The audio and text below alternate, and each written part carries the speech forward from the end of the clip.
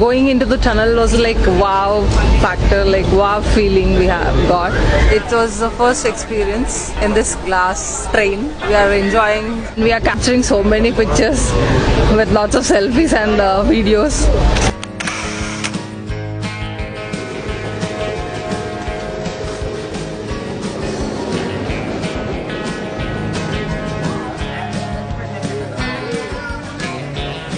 In the 60s, these mines have to be brought to the port area. At that time, this line was built. So this is a 440-kilometer long line. This was actually the highest broad gauge line in India.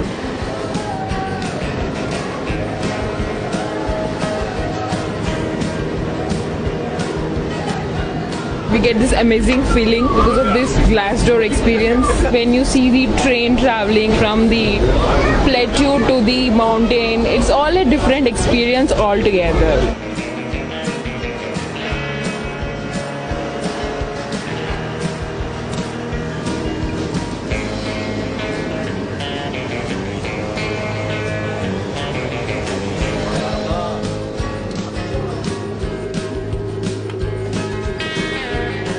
The Stardome coach is spacious, which allows you to have experience of the outside scenic beauty of the section.